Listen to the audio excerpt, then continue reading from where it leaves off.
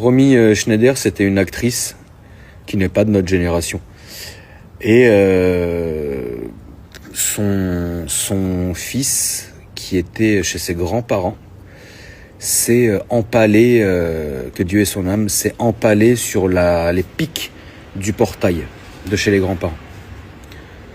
Et ce qui est terrible, encore plus que le fait est de perdre un de ses enfants comme ça, je te raconte pas, ça doit être fou. Là, on n'est pas sur la suppression de ta vidéo TikTok, tu vois. On est sur un autre niveau, un vrai niveau. Et les paparazzi ont pris des photos du gamin mort empalé sur le grillage du portail. Et pour une fois, ça faut le notifier, parce qu'il faut dire aussi quand dans une mauvaise situation il y a un bon truc, les patrons des journaux n'ont jamais voulu diffuser. Et à l'époque, tu sais comment c'était, les paparazzi, ils prenaient les photos, ensuite ils allaient au plus offrant, ils les vendaient aux journaux, et les journaux, le lendemain, comme il n'y avait pas internet, les mettaient en ligne, tu vois. Enfin, les mettaient dans la presse, quoi, en imprimé. Et du coup, cette fois-ci, il y a la majorité des patrons de presse ont dit non, on diffusera jamais cette horreur, tu vois.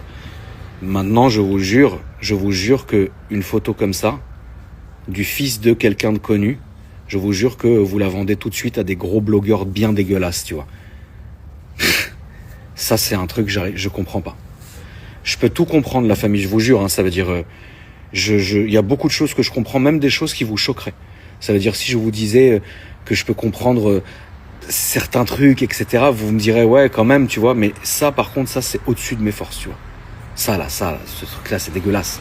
C'est comme la mort de Lady Diana, de la princesse Diana, que Dieu ait son âme. Et beaucoup de, c'était une affaire de fou qui, pour le coup, est quasi de ma génération, tu vois, en tout cas, moi, je m'en rappelle de ce moment-là. Quand Lady Diana, elle s'est foutue en l'air sous le pont de l'Alma avec la Merco, les paparazzi, etc., ils se sont déchaînés. Mais genre, quand je vous dis déchaîner, c'est un déchaînement. Et en fait, dans ce genre de cas-là, tu vois, même si c'est des clichés qui doivent valoir la peau du cul, en fait, dans ce genre de cas, il n'y a personne qui a la présence d'esprit de se dire « Mais attends, c'était une maman, c'était une épouse, c'était une amie de quelqu'un. » Donc, c'est-à-dire que dans les journaux, vous allez voir la carcasse de la voiture, le drap blanc sur le chauffeur ou le garde du corps ou je sais pas quoi. Il y avait même des paparazzi qui escaladaient l'immeuble d'en face pour prendre en photo la chambre où Lady Diana était hospitalisée à Paris, à l'hôpital je sais plus quoi. Et le service de l'hôpital, ils avaient ils avaient recouvert toutes les vitres pour que pas que ça fuite, tu vois. C'est même pas question de fuite, c'est question de dignité humaine. Tu vois ce que je veux dire? Quelqu'un est mort dans un accident, très bien, que Dieu ait son âme, tu vois. Quelqu'un est mort dans son lit, très bien, que Dieu ait son âme. Pourquoi on doit voir les photos? C'est une question. Pourquoi on doit voir les photos d'un gamin qui est empalé sur un portail? Pourquoi? Ça intéresse qui finalement? Pas moi en tout cas. Et c'est ce que moi j'appelle les fossoyeurs. Vous vous rappelez, je pense que vous vous rappelez, oui, quand Kevin est décédé, même lui, il en soupire le nounours. Je vous jure, la famille, c'était pas censé être une story plombée. Tu vois, c'est censé être une story tranquille en plus. On est venu, tu sais, du fil en aiguille, tu vois. Quand Kevin est décédé, vous m'avez entendu gueuler les semaines qui suivaient en appelant les gens les fossoyeurs, tu vois. Ça, c'était les gens qui demandaient les photos, les vidéos, etc. de l'accident. Mais ça vous a... Il y en a un d'ailleurs, je vais... C'est pas que je peux le dire ou pas le dire, tu vois, mais... Comment vous dire ça? Pour être dans le cadre de la loi, tu vois. Il y a une personne en particulier qui est sur ma liste, on va dire. Parce que vous comprendrez le truc que c'est ceux qui font ça, ceux et celles qui prennent parti à ce genre de choses, c'est des gens comme ils savent très bien que leur vie est pathétique et qu'on s'en fout d'eux, et qu'ils n'ont rien à raconter sur eux, parce que c'est de la merde. Et en fait, ils veulent vivre à travers la vie et la mort des autres. Parce que quand les gens s'intéressent aux autres à travers eux, ils pensent, eux, qu'ils s'intéressent à eux. Et que c'est eux les stars et les célébrités. Est-ce que vous avez compris, oui ou merde? Et ça, pour moi, c'est la pire race. Je vous le dis, pour moi, ces gens-là, c'est la pire échelle de l'humanité.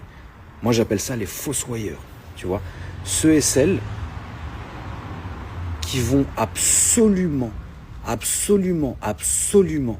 vouloir qu'on parle d'eux, mais à travers ton malheur à toi. Ça, c'est un truc... Je vais vous donner un exemple. C'est comme si mon voisin, qui au passage va très bien et très gentil, c'est comme si mon voisin avait des problèmes de couple, d'accord?